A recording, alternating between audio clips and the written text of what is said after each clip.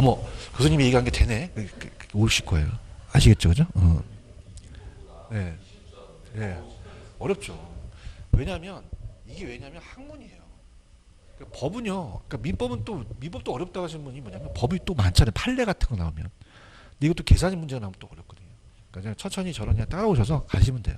아시겠죠, 그죠? 그다음에 이제 또 빨리 푸는 방법들이 있어요. 조금밖에 안 보여드린 거예요, 지금 제가. 아시겠죠, 그죠? 근데 빨리 푸는 방법은 이론이 돼야 돼요. 이론이. 그러니까 이론이 돼서 빨리 푸는 것이지. 내가 그냥 그런 거 가르쳐줬다고 똑같이 나오는 건 아니잖아요. 아시겠죠, 그죠? 일단 프린터 받으셨죠? 금융론을 합니다. 들어가겠습니다. 금융론은 그래도 조금은 수월해요. 우리가 대출 받는 거 막 그런 거 나오거든요. 그죠? 그러니까 조금 수월하다. 그래서 아까 추단원에서 맛이 갔기 때문에 아마 질문이 오셨을 것 같아요. 자, 그래서 일단은 322페이지로 이제 가시면은 부동산 금융의 관련 기초 개념이라는 단어가 있죠. 요거 이제 들어가는데 물론 이제 우리가 한 바퀴 도셨기 때문에 내용을 이제 보는데 일단은 이 저자분이 책은 잘 쓰셨는데 저는 이제 329페이지를 먼저 좀 연대 추천해 드릴게요. 329로 가시면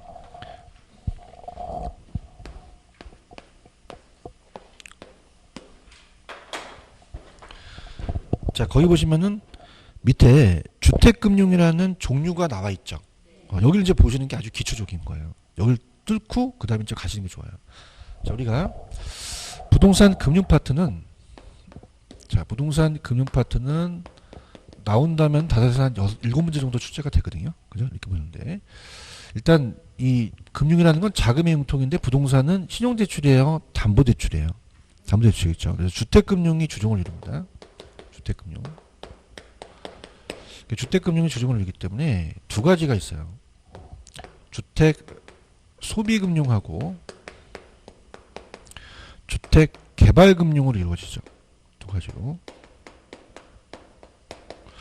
소비자는 소비자한테 빌려주고 개발금융은 개발업자한테 빌려주는 거죠. 그러면서 우리가 이거는 주택 수요자를 늘리는 거고 이건 공급자를 늘리는 거죠. 자, 그럼 이거는 무주택 서민들을 위한 겁니다. 무주택 서민들을 위해서 가요. 그래서 우리가 저당대부란 말을 쓰죠. 저당대부. 그러면 이제 용어 정리가 갑돌이가 차입자예요. 보금자리론이라는 거 들어보셨죠? 보금자리론. 그래서 장기저리를 이제 빌려줍니다. 보금자리론. 그래서 10년, 15년, 20년, 30년 상한으로 빌려주거든요.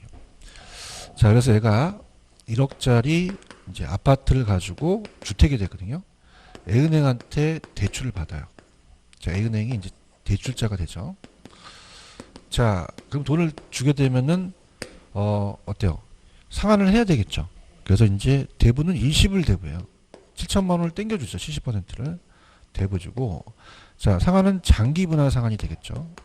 분할 상환이 되고, 그 다음에 이제 이거는 단기예요, 장기예요, 고리예요, 절이에요. 절이 이렇게 되고요. 개발금융은 개발업자한테 빌려주죠. 주택건설업자. 주택건설업자한테 빌려줘요. 그래서 이거를 건축대부라고 합니다. 건축대부. 자, 아까는 저당권을 설정해서 빌려줄 수 있는데요. 건축대부는 아직 안 지었잖아요. 그래서 우리가 건설 현장 가시면은 아직 토지만 확보하고 건물을 안 진 상태거든요. 그럼 은행은 감리회사한테 감리를 받으라 그래요. 그럼 감리회사한테 감리를 안 받아야 돼요? 받아야 돼요. 받고 1층 짓고 이렇게 해서 단계적으로 대부거든요. 그래서 일시불 대부가 아니라 단계적 대부다. 단계적 대부가 되고요. 그 다음에 보통 공사는 2, 3년이면 끝나죠. 장기가 아니라 단기고요. 절이가 아니라 고리가 되겠죠. 그러면 나중에는 일시불 상환하라 그래요. 그죠? 그래서 일시불 상환. 그래서 일시불 상환이다. 그렇게 가져가시면 됩니다. 아시겠죠? 그죠? 그래서 아마 요거는 이제 329페이지는 소비금융과 개발금융이라는 자체는 우리가 이제 예전에 했었는데 한번 들어볼게요. 소비금융은 저당대부라고 돼 있죠. 그래서 이제 저당대부는 소비자한테 빌려줘요. 그 사람이 이제 주택을 구입하는 사람이 주택을 담보로 제공하고 자금을 제공받는 형태의 금융이다. 대출 조건은 그냥입니까? 장기 절입니까? 329페이지 하고 있죠. 대출은 일시불로 하고 상환은 장기분할 상환이고, 자, 주택개발금융은 건축대부예요. 그래서 이거는 우리가 생산 공급 활성화하기 위해서 건설업자한테 빌려줍니다. 소비자 금융에 비해서 대출 기간이 짧죠. 이자가 높고 그 다음에 단계적 제공하며 상환 왕통과 동시에 일시불을 상환한다. 이렇게 두 가지만 보세요. 그냥 넘겨보시면은 그냥 기능은 제목 위주로 가져가세요. 자, 주택거래가 그냥입니까? 활성화됩니까? 활성화 수요정급좀 늘어나니까 자가주택에 대한 공급이 늘어나겠고요. 자, 소유를 또 주택 수요로 전환시키겠죠. 유효 수요로. 저축 유도하고 경기 조절 주거 안정이다. 이렇게 해서 요거는 기본적으로 잡으셔야 돼요. 아시겠죠? 자, 그러면은 자, 넘겨볼게요. 그럼 앞쪽에 오셔서 앞쪽에 오시면은 페이지 322페이지로 가시면은 거기에 대출자와 차입자라는 단어가 있죠. 대출자는 그냥입니까? 은행입니까? 자금을 공급해서 일반적으로 은행이 대출자이지만 은행도 시중에 자금을 조달하는 경우 차입자 될 수 있다. 저당권자라고 그래요. 저당권을 설정하고 대출해 주니까. 그 다음에 차입자는 돈을 빌린 사람이죠. 자금의 수요자이며 자금을 빌리는 일반 소비자, 담보대출의 저당권 설정자라고 얘기한다. 그렇게 보시면 되고요. 그 다음에 이제 밑에 지분금융과 부채금융이라는 단어가 있나요? 요거. 자, 이걸로 보는데, 일단은 제가, 요거는 나중에 제가, 왜냐하면 이거는, 그래요. 일단은 지금 요게 전체적인 게 다 들어갔거든요. 그죠? 그래서 이거는 나중에 제가 마지막 시간에 해드리도록 하고요. 자, 오늘은 어디에 해주냐면, 넘겨볼게요. 넘기시면은, 자, 이거는 조금 제가 나중에 미루겠고요. 넘겨보시면은, 324페이지 가시면, 직접금융과 간접금융이라는 단어가 있나요? 찾았습니까? 요거. 자, 그래서 이제 용어 정리만 가세요. 직접금융과 간접금융 가지고 장난친 적은 없었어요. 근데 이제 요겁니다. 용어 정리만 가시면, 자, 그래서 좀 이렇게 약속을 할게요. 제가 이제 혹시라도 322페이지로 가시면은 지분금융과 부채금융이라는 데 있죠. 일단 별표를 3개 정도 쳐놓으시고요. 그 다음에 이제 제가 뭐 저도 기억을 할 텐데 다음 주에 오시면은 이제 마지막 시간에 여기를 좀 해달라고 하세요. 아시겠죠, 그죠? 왜냐면 요 내용이 전체적인 뒤에 나와 있는 게 있거든요. 지금 제가 이걸 얘기를 해도 아까도 말씀드렸지만 만약에 공부를 안 하셨다면 그 내용을 몰라요. 그죠? 그래서 이거는 다음 주에 제가 마무리하고 또 야매도 있긴 해요. 그죠? 일단 나중에 하고요. 그 다음에 이제 넘기시면은 용어 정리로 자, 직접금융과 간접금융이라는 단어가 있나요? 자, 이건 뭐냐면 들어보세요. 자, 갑돌이가 1억을 대출해 줬어요. 1억을 이제 얘한테 줬어요. 그럼 예금금리를 줍니다. 예금금리. 자, 그러면 담보대출 해주겠죠, 그죠? 별돌이한테. 그러면 대출금리를 갚죠. 그럼 여러분 생각하실 때 예금금리가 높아요? 대출금리가 더 높아요? 얘들 차이를 먹죠. 그러면 우리가 얘를 따라서 자금의 공급자, 자금의 공급자라고 해요. 자금을 준내죠. 얘는 자금의 수요자라고 합니다. 그죠? 그러면 보세요. 얘가 지금 자금이 필요해서 은행 가서 빌린 거잖아요. 그죠? 이걸 간접금융이라고 그래요. 뭐라고 한다? 간접금융. 근데 직접금융은 뭐냐면 주식 발행한다는 얘기 들어보셨나요? 그러면 은행을 거쳤어요? 안 거쳤어요? 안 거치고 쩐주를 가서 야, 내 주식 사라. 다이렉트로 붙은 거죠. 그럼 이건 간접이다. 이건 직접이다. 직접이라는 거죠. 이거 이해가시겠습니까? 그래서 직접금융은 자금의 수요자가 금융기관을 통하지 않고 주식이나 채권을 발행해서 바로 공급자로부터 자금을 직접 조달하는 거예요. 근데 간접금융은 누구를 통했죠? 은행을 통했죠. 이렇게 보시면 되고요. 그 다음 밑에 뭐 약정이다, 시장이자다, 명목 실지는 제가 고정금리와 변동가서 해드리고 하고요. 그 다음 오른쪽에 보시면 제도적과 비제도적이라는 단어가 있나요? 제도적은 은행에서 대출받는 거예요. 그럼 은행은 그냥입니까? 법적인 제도적입니까? 그러니까 은행에서 받는 거는 하나의 그 법이 있어요. 우리가 예금자 보호법에서 5천만 원까지 보장되는 거 아시죠? 이건 은행에서 대출하는 게 제도예요. 근데 비제도권은 밑에 금융기관을 통한다, 통하지는 않는다. 주택 자금 수요자와 주택 자금 공급 사이에 주택금융의 거래가 이루어지죠. 그래서 전세금 받는다든가 선분양 제도 같은 게 얘기를 하는 거죠. 아시겠죠, 그죠? 그다음에 이제 우리나라에 주택에 대한 금융 제도가 있는데, 요거는 자 그냥 우리가 뭐 어차피 3개월 코스니까 3번에 가시면 주택 도시기금이라는 단어가 있나요? 그러니까 옛날에 여러분 이걸 국민주택기금이었어요. 근데 주택 도시기금으로 바뀌었거든요. 목적만 좀 갈게요. 이 밑줄만 줘보세요. 주택 도시기금을 설치하고 주택 도시보증공사를 설립해서 주거복지 증진과 도시재생, 생활생활을 지원하기 위해서 국민의 삶 질을 향상하는 데 이바지한다. 그러면 양가로 2번 배표. 이 기금은요, 운영관리를, 이 기금은 국장이 운영관리해요. 누가 한다? 국장이 합니다. 그러면서 2번, 국장은 기금의 운영관리에 관한 사무의 전부 일부를 공사에 위탁할 수 있다라고 돼 있죠. 이게 바로 주택도시보증공사예요.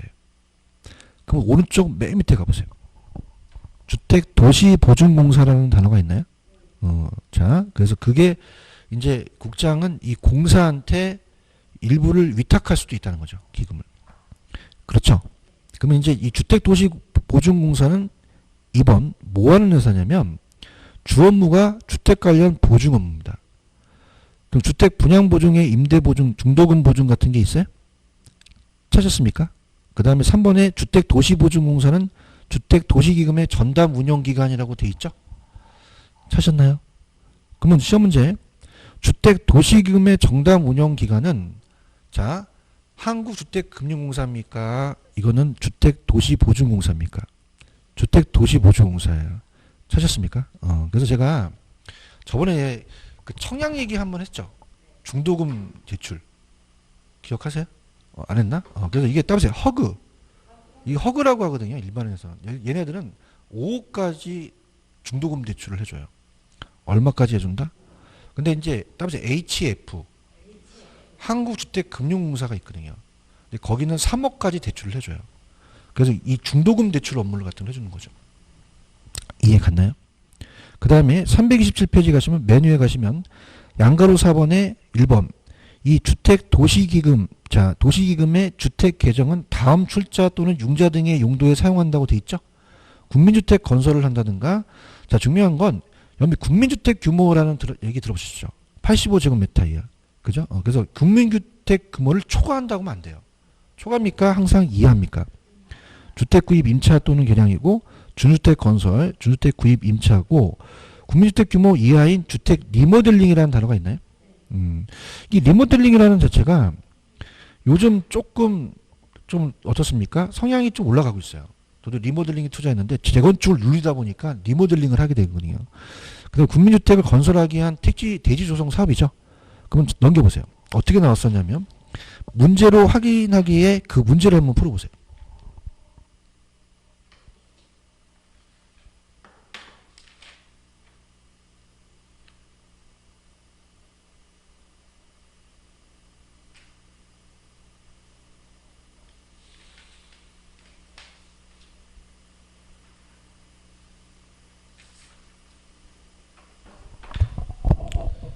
제가 아까 강조한 거죠. 국민주택 규모 이하로 가죠. 이상이 아니거든요. 찾았습니까? 그래서 일단 얘네들은 주택 도시기금이란 이런 이 문제가 나오면 항상 국민주택 규모 초과한다고 나와요. 그죠? 그러면 딱 봤을 때 다 암기하실 수는 없잖아요. 얘기해봐. 이걸 어떻게 다 암기해요? 못하죠. 그러면 국민주택 규모부터 보셔야 돼요. 초과입니까? 이상입니까? 이하입니까? 이걸 잡으십시오. 아시겠죠? 그죠? 잡으시고요. 그 다음에 넘겨보세요. 넘기시면은 페이지 330페이지로 가시면 자 오늘 프린트 문제 하나 풀 수 있는 게 나오는데 거기 가시면은 주택금융 관련 위험이라는 게 있죠.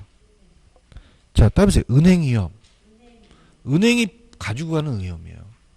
채무불이행 위험이라는 단어가 있나요? 채무불이행 위험.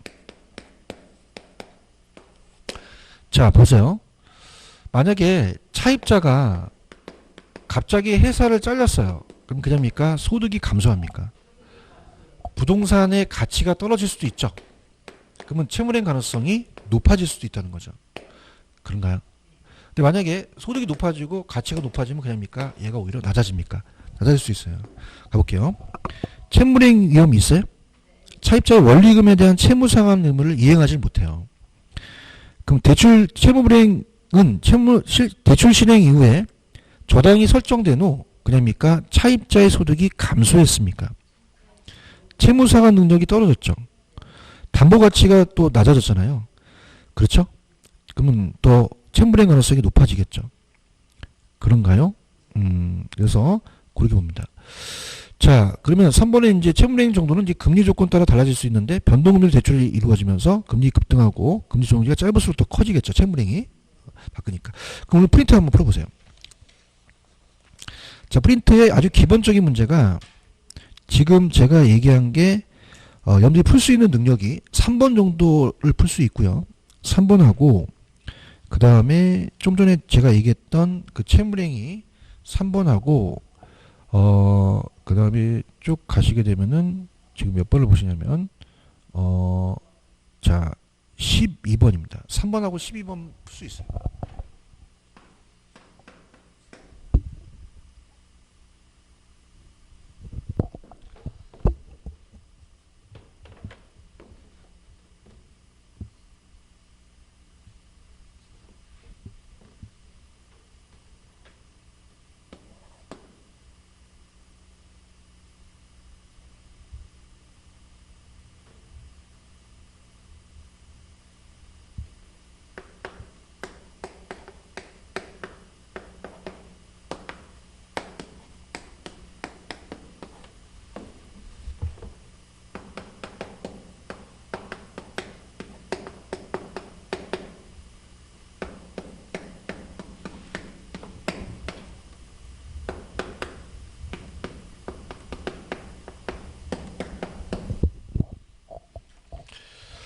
자, 3번 갑니다.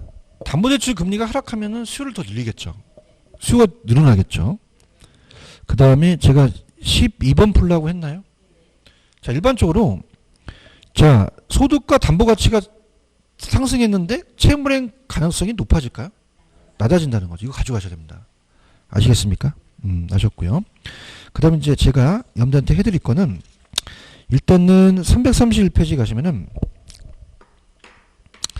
자, 이번에 조기 상환 위험이라는 게 있죠? 이건 이따가 제가 지금 바로 할 거고요. 유동성 위험이라는 게 있나요? 자, 이게 뭐냐면 자, 들어보세요. 자, 지금 A은행이 갑돌이한테 1억을 예치를 받았고요. 돈을 받았고 이게 단기 자금이거든요. 보통 5년 미만입니다. 얘는 장기로 갔죠. 자, 그럼 보세요. 1억을 꼬은 거죠. 얘기해봐요. 5년 미만으로 꼬은 거거든요. 근데 이걸 그냥요 장기 대출해줘요. 그럼 얘가 원리금을 준다 해도 얘 돈을 못 갚을 수도 있어요. 그럼 그냥입니까? 현금화가 안 됩니까? 그래서 유동성이 적어지거든요. 맞습니까? 그래서 유동성 위험은 장기 대출에 따른 대출 기간의 자금 부족이 나타날 수 있습니다. 그래서 자금의 조달과 운영간의 기간 불일치라는 것은 만약에 지금 1억을 돈을 달라 그러면 돈이 없잖아요. 부도날 수도 있잖아요. 그러면 그냥요 현금화가 안 돼요. 유동성 위험이라는 거죠, 그죠? 이해하셨습니까? 나중에 또 유동화 제도에 말씀드리고 법적은 이제 은행한테 법적으로 분리할 수 있고 자, 나온다면 331페이지 고정과 변동이라는 단어가 있죠. 밑에 박스가 하나 있나요? 자, 그래서 이제 명목이자라는 것은 겉으로 드러나는 거예요. 4%다. 그럼 실질이자는 은행에 먹는 거고요. 예상은 은행이 예상을 하죠. 그러면 실질이라는 것은 명목에서 자 4%에서 예상을 뺍니다. 1%. 근데 중요한 건 그냥이니까 은행이 예상치 못할 수도 있습니까? 위험해요. 그래서 예상치 못해서 1%가 미스가 난 거죠. 그럼 실제는 2%인데 1%밖에 예상을 못해서 자기 실질이자가 까지는 거죠. 그런가요? 그러면 금융기관은 손해를 보겠죠. 손해고 금융기관은 이익이다, 손해다. 차입자가 이익이죠. 그러면은 고정금리는 은행이 위험하다는 얘기죠. 그죠? 그럼 초기에 대출금리를 많이 잡습니다. 그죠? 왜냐면 대출 시점에서는요. 차입자한테는 아직 전가를 못 시켰거든요. 그럼 이게 뭡니까? 이 고정금리가 높습니까? 높아요. 저 변동이 낮죠. 변동을 나중에 전가시키기 때문에 얘를 꼬시려면 처음엔 작게 받아야 되는 거죠. 아시겠습니까? 대출 시점에서는 뭐가 없다? 고정이 높다는 거죠. 아시겠죠? 그죠? 그러면서 우리가 조기상환이라는 게 뭐냐면 들어보세요. 자, 지금 고정금리가 고정돼 있죠. 그러면 시장금리에 따라 달라질 수 있다는 거죠. 그러면 시장금리가 낮아지면요.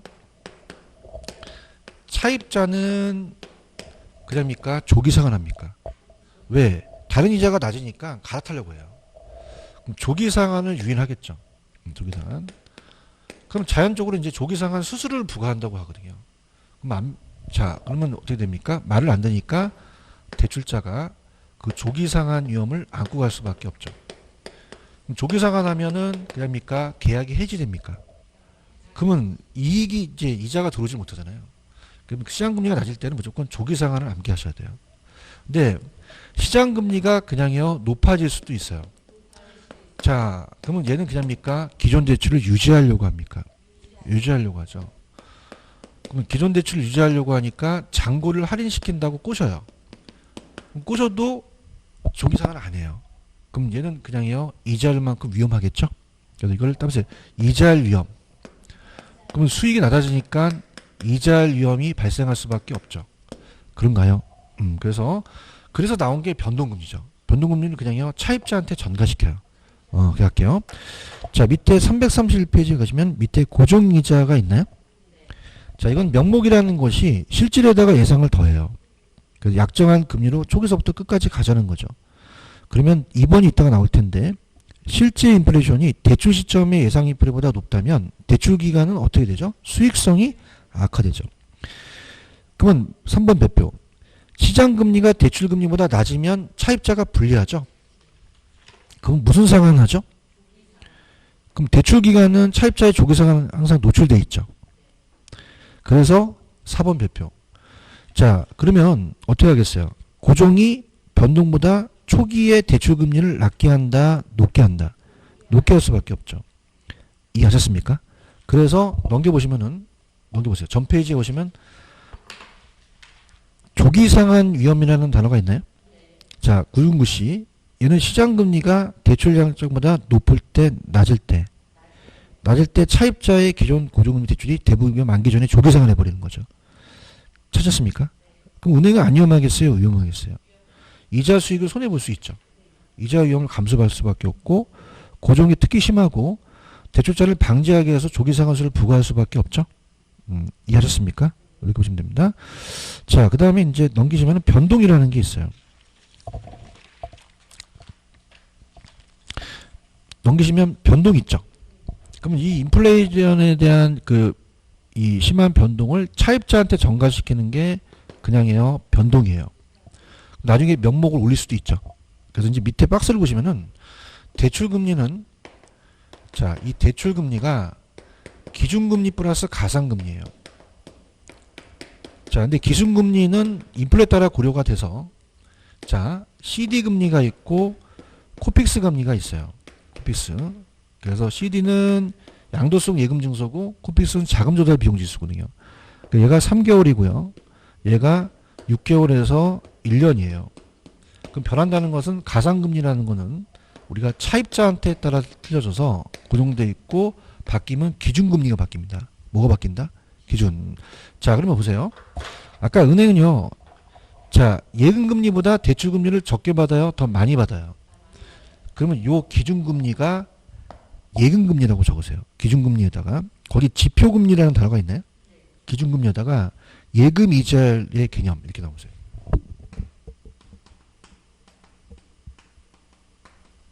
그럼 은행은 예금이자보다 낮아야 돼요? 높아야 돼요? 높아서 가상금리를 차입자에 따라 정화시키는 거죠. 그런가요? 갈게요. 첫째 읽어볼게요. 의 변동은요. 저당대부 방법의 이자의 변동 위험 전부 혹은 일부를 대출자로부터 누구한테 전가시키죠? 그럼 고정이자 저당대부에서 이자 변동 위험을 전적으로 대출자가 부담한 약정을 보완한 거죠? 자, 그 다음에 이제 CD 따라해보세요. 양도성 예금증서. 자, 아까 예금금리라고 그랬죠? 보통 우리가 은행 가면 통장 주는데 얘는 증서를 줘요. 증서. 그러면 얘는 얘한테 먼저 이자를 땡겨줍니다. 만기 원금을 주거든요. 그래서 그냥요 예금 이자예요. 3개월마다 조정돼요. 몇 개월마다? 단기 자금을 조달하기 위해서 어음증서를 만기가 되면 은행의 예금증서 소지자한테 액면 금액을 지급하죠. 양도할 수 있다는 거죠. 그 다음에 자 거기 보시면은 그럼 어때요? 양도성 예금증서라고 돼 있죠.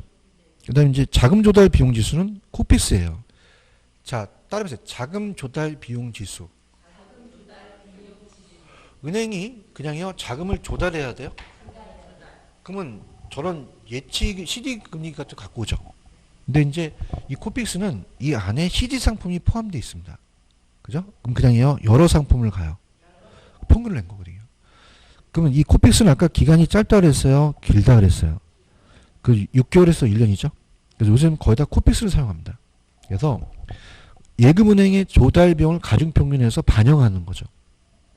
이해 갔나요? 자, 그럼 CD하고 코픽스 중에서는 어떤 게 더 길죠? 자, 그냥요 영어 글씨가 더 길어요. 이렇게. 자, 3번 별표. 그럼 일반적으로 일정 기간 금리가 조정된다는 건 다른 조건이 동일할 때, 자, 변동금리는요, 빨리 바꿀수록 좋거든요, 은행이. 그 조정 주기가 길수록 좋아요. 대출자는 짧을수록 금리 변동을 차입자한테 전가시키거든요. 그런가요? 자, 변동은요, 아까 차입자 대부분이 전가되므로 고정보다는 초기 이자가 낮겠죠? 그런가요? 그 다음에, 자, 차입자가 우리가 위험하다 보니까 금리 상한을 설정합니다. 자, 금리 상한을 설정한다는 거는, 들어보세요. 금리 상한이라는 건 그 이상 못 올려받거든요. 그럼 대출자를 위한 겁니까? 차입자를 위한 겁니까? 그러면 금리 상한에 대한 받는 차입자는 금리 상한 이상 금리가 상승했을 때 금리 변동 위험을 줄일 수 있다라는 얘기죠. 이해하셨습니까? 그러면 문제를 풀어볼게요. 자, 펜 들어보세요. 1번, 2번, 4번, 5번, 그 다음에 8번, 11번, 13번까지 봅니다.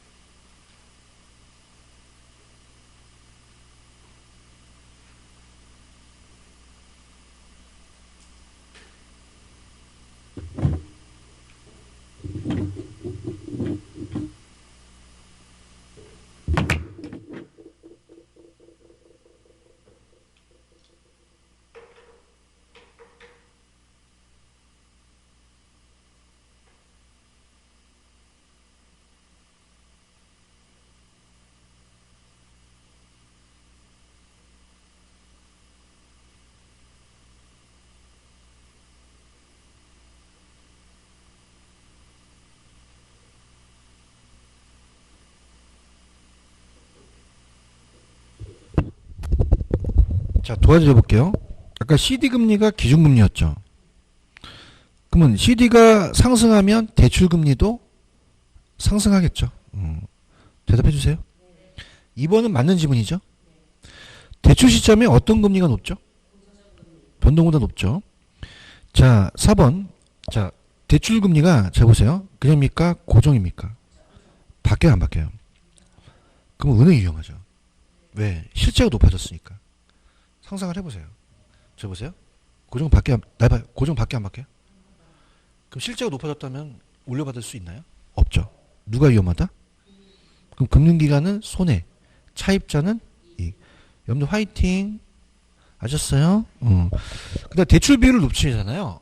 채무 불이행 가능성이 커져요. 그럼 은행은 더 받아야 되죠. 금리를 높이겠죠. 그런가요? 그다음에 8번 조기상환 기억하시죠?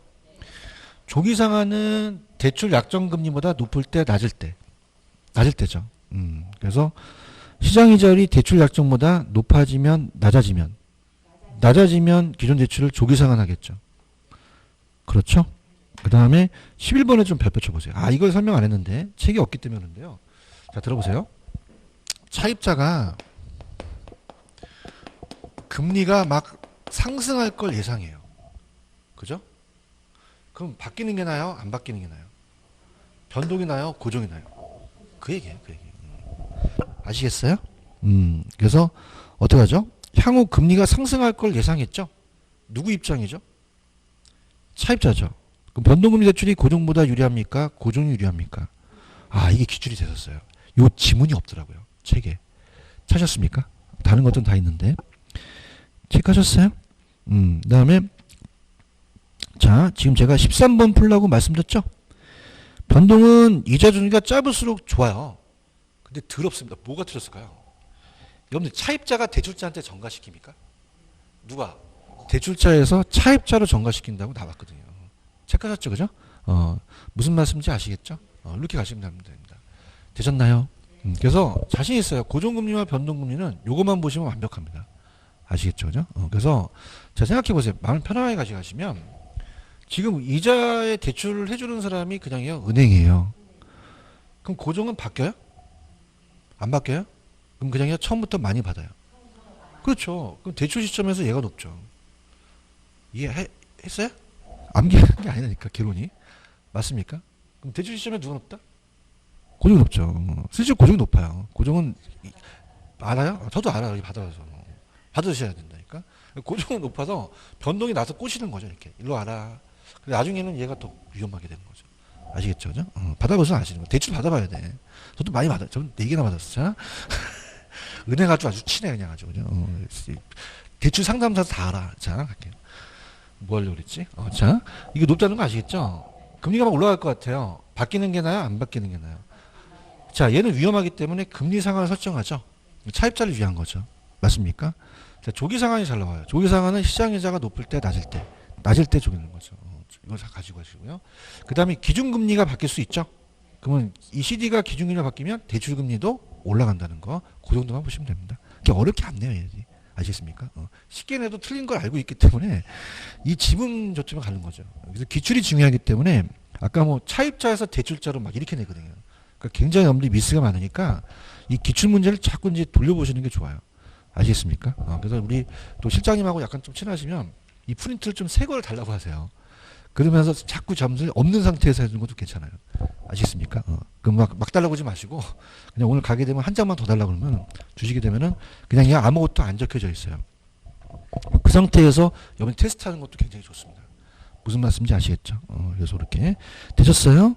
그래서 이제 다음 주는 어디를 해달라고 하냐면은 333페이지 가시면 밑에 주택금융의 원리금 상환 방식이라는 게 있나요?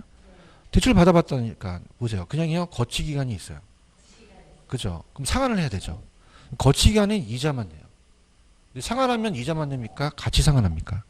그 상환 방식이 있다는 거죠. 그래서 요거는 제가 다음 주에 해드리도록 할게요. 오케이? 오늘 여기까지만 할게요. 수고하셨습니다. 감사합니다. 네.